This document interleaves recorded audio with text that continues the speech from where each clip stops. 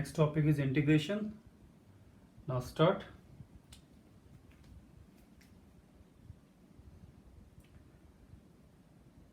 In differentiation, we have y, a big quantity, and we divide this into small terms dy, very small term, the differentiation. But अगर हम इसको change करें, if a very small, infinitely small quantity, and if we do integration, then we will obtain y once again. So differentiation and integration are inverse of each other. अगर किसी quantity का हम differentiation करते हैं और इसका हम इंटीग्रेशन करते हैं, then we will obtain again the same term y.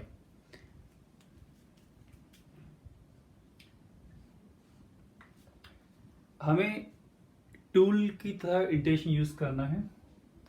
किसी टूल इन क्लास 10th हम लोगों ने समेशन वर्ड पढ़ा है. Summation simple this.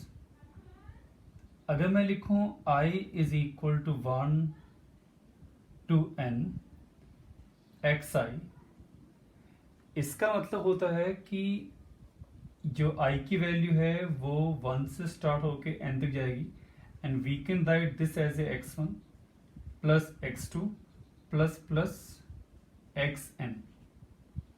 अब 10 पे किया एग्जाम्पल. अगर मेरे पास xi और यहाँ पे लिखा हो i1 2 3, तो इसका मतलब we have 3 terms 1 x2 and x3. ये हम 10th पे करके आ चुके हैं. समेशन यूज करते हैं डिस्क्रीट चीज़ों के लिए, डिस्क्रीट क्वांटिटीज के लिए. बट अगर कहीं पे हमें कॉन्टिन्यूस वेरिएबल्स मिलते हैं तो उसके लिए हम यूज करते हैं इंटीग्रेशन. सो इंटीग्रेशन का सिंबल जो होता है, the symbol of integration is long S, like this. ये सिंबल ऑफ इंटीग्रेशन है. और जब भी हम किसी चीज का इंटीग्रेशन करते हैं, then we write we have small terms. एक स्मॉल टर्म हमारे पास होती है dy बाई डी एक्स. और अगर मैं इसको इंटीग्रेट करूं, so we have this.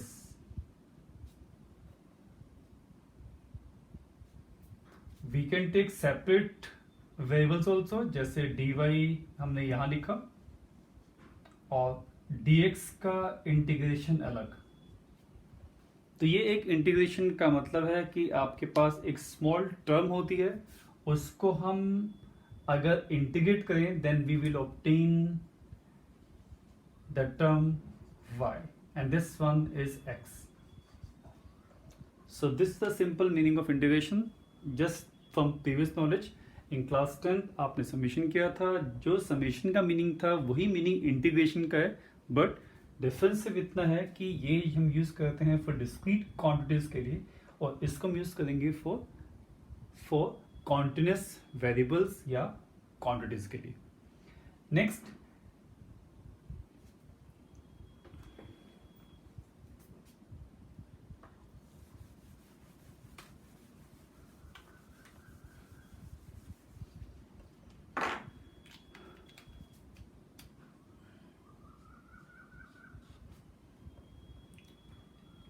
there are two types of integrals.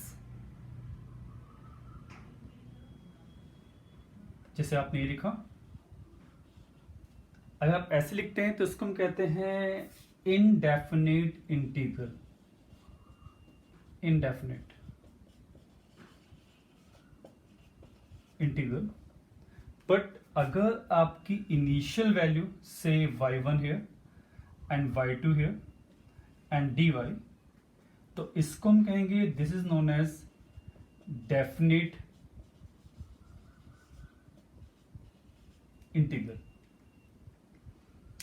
So there are two types of integral. जिसकी लिमिट्स नहीं होती उसको हम कहते हैं इंडेफिनिट इंटीग्रल, और अगर लिमिट्स गिवन है इनिशियल एंड फाइनल तो इसको हम कहते हैं डेफिनिट इंटीग्रल. इसको आप लिंक कीजिए समीशन के साथ में। अगर हम लिखते हैं समीशन वाई आई और i start from 1 to n, तो इसका मतलब था ये आपकी इनिशियल वैल्यू है, ये आपकी फाइनल वैल्यू किसकी, आई वेरिएबल की। तो जब भी आप इंटीग्रेशन करेंगे तो आप इस चीज का ध्यान रखेंगे कि इंटीग्रेशन डेफिनेट है या इनडेफिनेट इंटीग्रल है।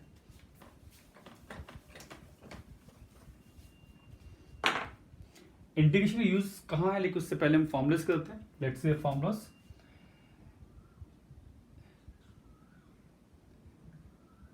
First is algebraic expression. Differentiation में हमने किया था कि y अगर xn लिखा हो और इसको हम डिफरेंशिएट करते हैं dy by dx, so answer is nxn-1। उल्टा स्टार्ट करते हैं। In integration this part is for integration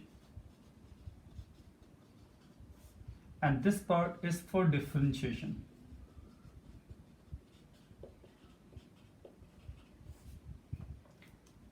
In differentiation we have big term, but in integration we have very small term. अगर dy is equal to xn ये given है, तो इसका integration कैसे होगा? First we have to separate the variables, so dy आपने separate किया इसको xn dx। So after integration यहाँ पे आएगा y is equal to xn plus 1 upon n plus 1। So in integration जो पावर ऑफ होती है, पावर में एक ऐड होता है और सेम पावर नीचे आती है। इन डिफरेंशिएशन में जो आपकी पावर थी उसमें से एक माइनस होगा और पावर मल्टीप्लिकेशन में आती है। अलॉन्ग विथ दैट यहाँ पे एक c आता है। The c is known as, इसको हम कहते हैं constant of integration. In numericals, in problems, this c may be 0 और it has some value that depends on the conditions given in numerical. So ये पहला आपके पास algebraic expressions के relations हैं differentiation और integrations के लिए। Now second one, second, if a y is equal to sin x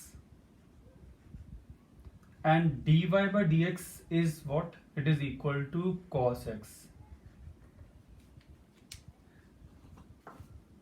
In integration,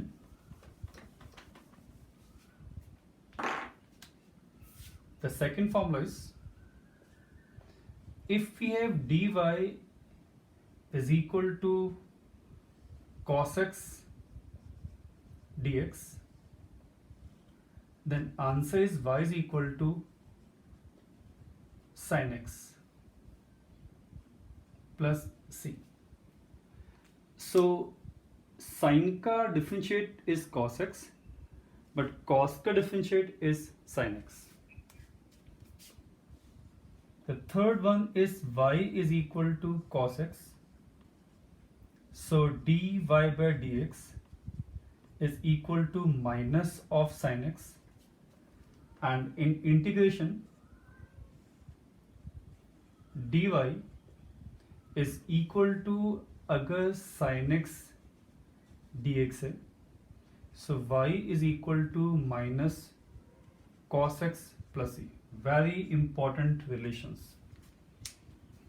sin का differentiate cos, cos का इंटीग्रेशन sin, cos का differentiate minus sin x, but sin x का integration minus cos x। यहाँ पे mistakes होने chances है, please mark it कि cos का और sin का इंटीग्रेशन क्या होता है।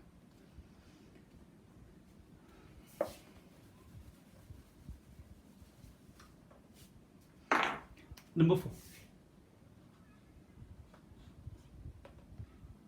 Number 4 is if we have y is equal to 10x, differentiate किया dy by dx is equal to secant square x.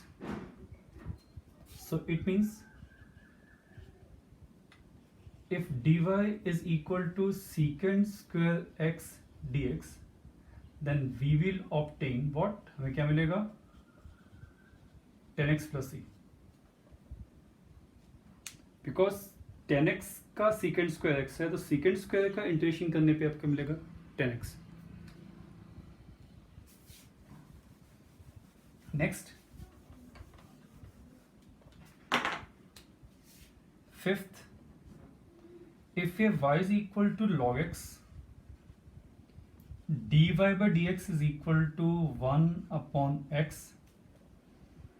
तो इसका मतलब है कि अगर मुझे यहाँ पे dy by dx 1 by x given हो, तो इसका इंटीग्रेशन क्या होना चाहिए, log x.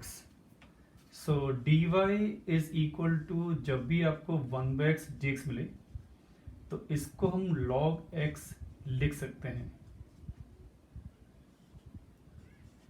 So y is equal to log x plus c, अगर 1 by x गिवन है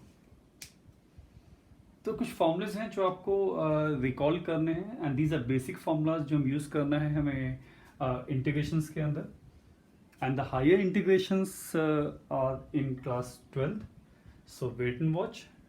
11th में जितना यूज होना है उतना इंटीग्रेशन हमने कर लिया. अब इसकी एप्लीकेशंस देखते हैं कि इंटीग्रेशंस में जो बेसिक्स पॉइंट्स हैं जो आपको याद रखने हैं for 11th point of view, वो क्या होने चाहिए.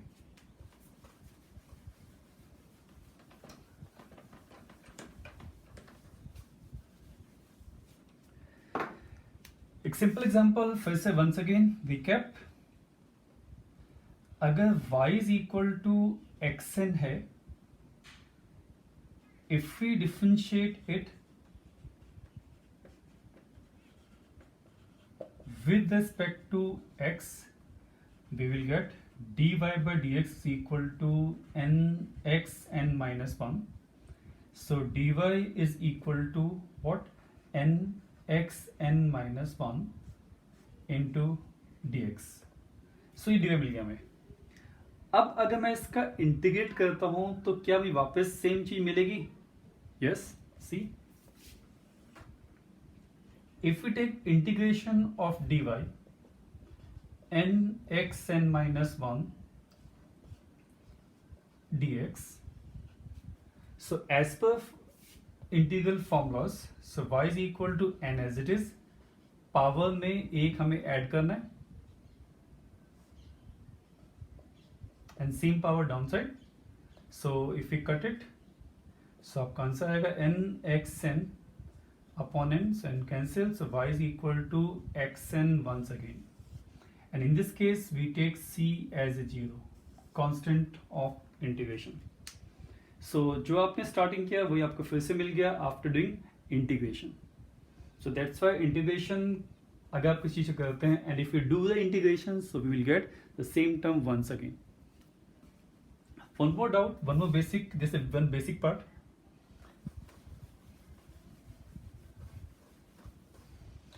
Second basic part is कि y dy is written as y, कि dy को y क्यों लिखते हैं. y dx is equal to x. तो इसका आंसर ये है, the answer is if it is this one dy, so dy जो है एक्चुअल में it is 1 into dy. 1 in terms of y क्या होना चाहिए, तो y को चेंज करेंगे तो ये बन जाएगा y raised to 0 and dy. By the first property of the integration, first formula, तो क्या आना चाहिए, ये आएगा plus y 0 plus 1 upon 0 plus 1, तो आंसर इज y. तो दैट्स वाई जब भी आप लिखें dy y, तो y का इंटीग्रेशन नहीं है, वो 1 का इंटीग्रेशन है. सो ये एक बेसिक रहेगा, dy इज ओनली इंडिकेशन, वो सिर्फ इंडिकेट करता है कि आप y के रिस्पेक्ट में इंटीग्रेट कर रहे हैं या फिर x के रिस्पेक्ट में इंटीग्रेट कर रहे हैं. तो इंटीग्रेशन में एक बेसिक पार्ट है, जब भी आप ये काम करें तो इसे ध्यान रखें. Next part,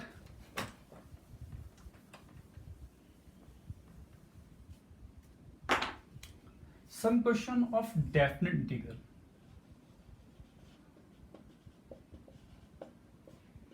Definite integral. If we have say y square dy, इसका इंटीग्रेशन क्या होगा? सो इसका इंटीग्रेशन होगा y2 plus 1 upon 2 plus 1. So it means y cube by 3 integration हुआ. अगर मैं इससे कहूँ डेफिनेट इंटीग्रल में, जैसे अगर इनिशियल वैल्यूज गिवन है, से y1 here and y2 here. What is y1? y1 जो है वो आपकी इनिशियल वैल्यू है और y2 क्या है? Final value. तो y square d y is equal to कितना आएगा? तो ये आएगा plus y3/3 and brackets y1 and y2. These are the, इनको हम कहते हैं, ये होती हैं ब्रैकेट्स ऑफ इंटीग्रेशन. ये इंटीग्रेशन ब्रैकेट्स हैं. These are not modes. ये मोड्स नहीं होते, इसे हम इंटीग्रेशन के ब्रैकेट्स कहते हैं. और जब इसे खोलेंगे हम तो it is equal to y2 cube, first पहले final value then initial value. तो ये आंसर होगा इस पूरे इंटीग्रल का. क्लियर? एक क्वेश्चन करते हैं.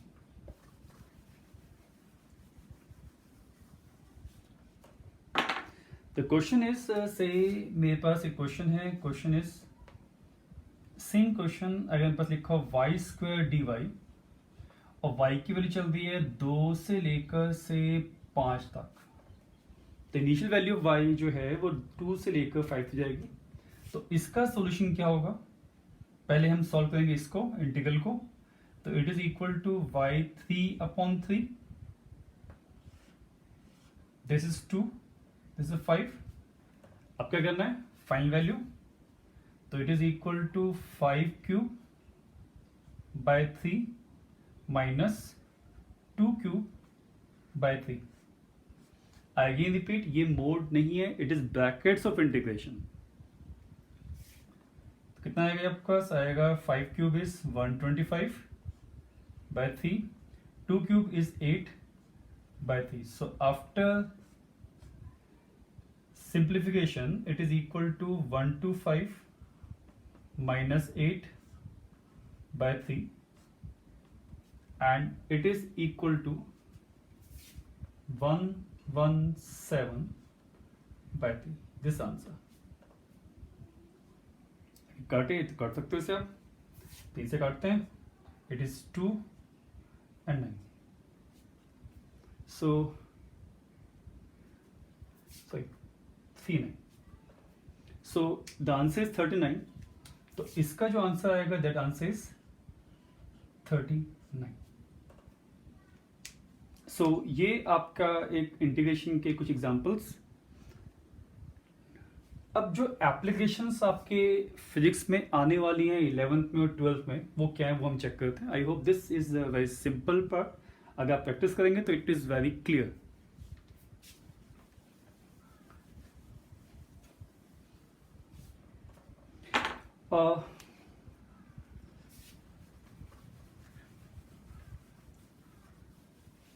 एप्लीकेशंस कैसे कैसे आएंगी, लेट्स चेक. चैप्टर नंबर 2 और 3 के अंदर और 4 के अंदर, if I take x as a position of a particle like this and t is a time taken from a point to b, और मैं आपसे पूछूं कि पार्टिकल की वेलोसिटी क्या होगी जब वो चलेगा किसी एक्सेलेरेशन से. So velocity is defined as dx/dt. इसका मतलब जो आपका डिस्प्लेसमेंट या डिस्टेंस जो था a से b तक, अगर उसे आप डिफरेंशिएट करते हैं then we will get velocity. अगर कोई पूछे आपसे what is acceleration, so acceleration of the particle from A to B is differentiate of v with time.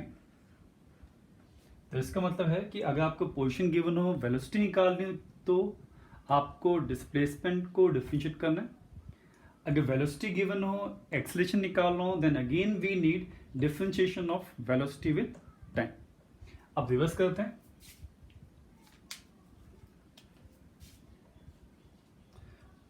If acceleration is given, if acceleration is given और हमें find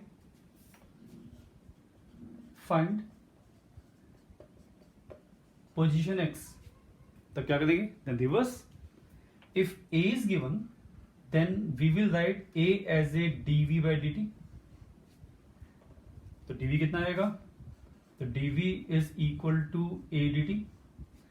अब v निकालने के लिए we need to integrate this, सो ये आपका आएगा integration dv is equal to a dt।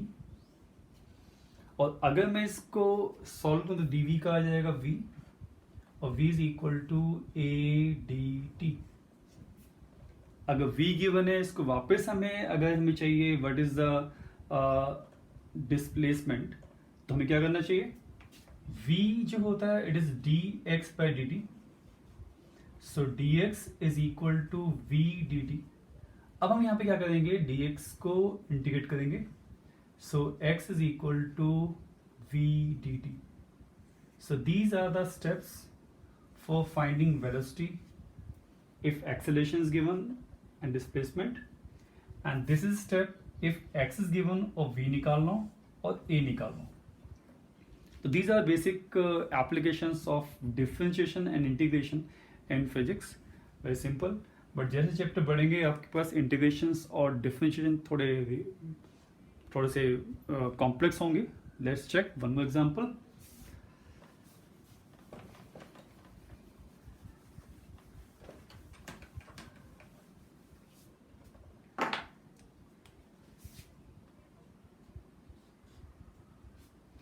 Second law of physics,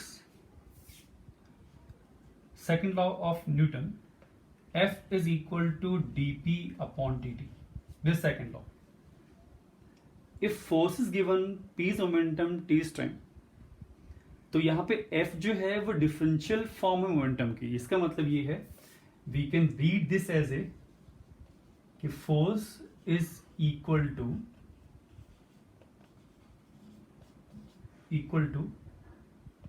differentiation of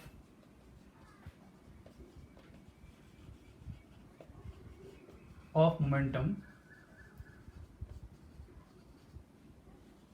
with respect to time। so अगर आपको मोमेंटम गिवन हो, it means if momentum is given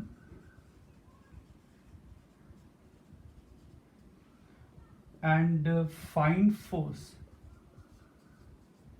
then step is differentiate momentum with respect to time। so force is given as F is equal to dp upon dt, but reverse, if F is given and find momentum, then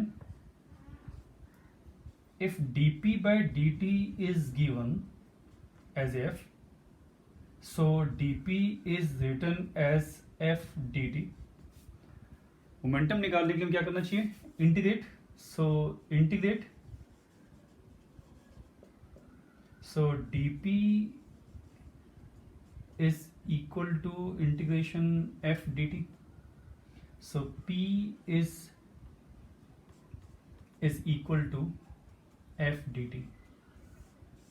so ये एक second application हुई differential integrations की, कि हम कैसे relations को link करते हैं, कैसे नहीं।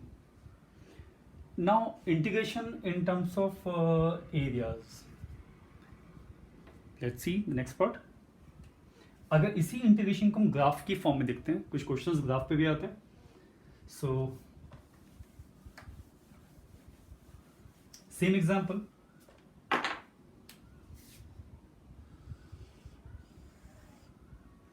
if I plot f and t graph, a graph is like this. This is the A point, this is B point. So अगर मुझे निकालना मोमेंटम कितना है इस ऑब्जेक्ट का A से B तक, तो क्या करना चाहिए हमें? Will take small term, small part. हम एक स्मॉल पार्ट लेंगे इसका ए बी का, and that part is say F, and this small time is known as interval is known as dt. So step is take the area of this one. So area of this small part is f in dt. Why? Because length इसकी कितनी है f और breadth कितनी है इसकी t dt. So area is f dt. To get the total area हमें क्या करना चाहिए? हमें इसको इंटीग्रेट करना पड़ेगा F D T in proper limits. Limits are from time यहाँ पे गिवन होगा t1, यहाँ time t2, so t1 and t2, और ये जो होगा that is equal to p, it is equal to momentum. तो ऐसे हम एरिया निकाल सकते हैं. तो it means we can say, हम कह सकते हैं कि मोमेंटम जो होगा, momentum is equal to the area under ft graph. तो एक एप्लीकेशन होगी ये भी इंटीग्रेशंस की, जो हम आगे चैप्टर्स में करेंगे. ऐसे के एग्जांपल्स मिलेंगे जो आपको इंटीग्रेशन के बारे में बताएंगे, इंटीग्रेशन को कैसे यूज करना फिजिक्स में. नेक्स्ट एग्जांपल,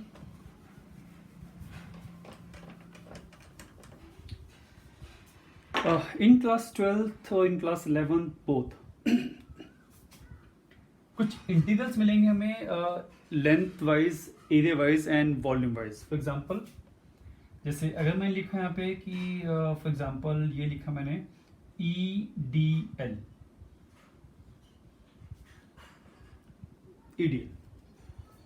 तो इसको हम पढ़ेंगे यहाँ पे E को हम एक नाम दे देते हैं, E is the electric field से, क्लास 12 में आएगा. तो इसको हम पढ़ेंगे क्या? Line integral of electric field. Same way अगर यहां पे लिखा हो EDS, यहां पे S जो है सरफेस एरिया हो, तो इसको हम पढ़ेंगे सरफेस इंटीग्रल ऑफ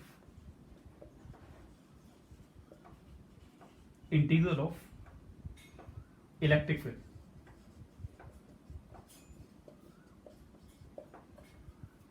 ई की जगह हम कुछ और ले सकते हैं. जैसे एग्जांपल अगर मैंने यहाँ पे एफ लिया होता तो इसको रीड करता क्या? Line integral of force. अगर यहाँ पे कोई P लिखा होता तो उसके लाइन इंटीग्रल ऑफ मोमेंटम या प्रेशर जो भी था. ऐसे अगर यहाँ पे लिखा हो EdV, तो इसको हम पढ़ेंगे क्या? Volume integral of electric field.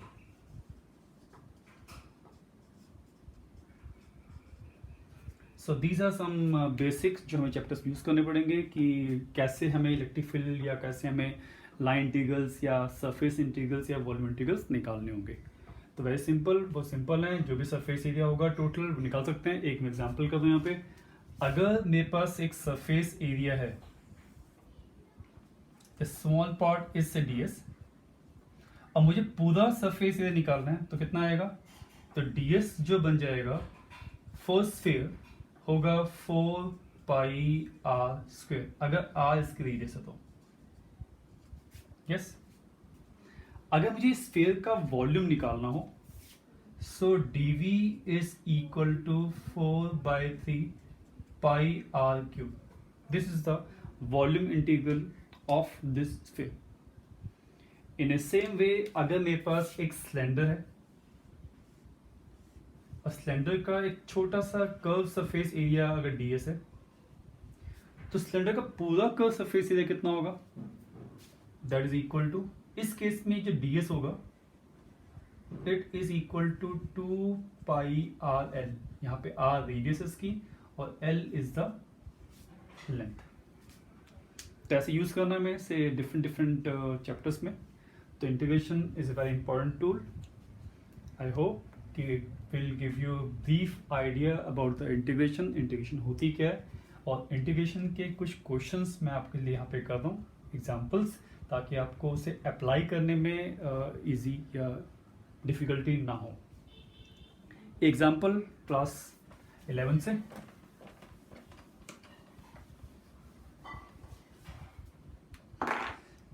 example is a particle is traveling with uniform acceleration and displacement x is given by 6t square plus 5t plus 13. Here x is in meter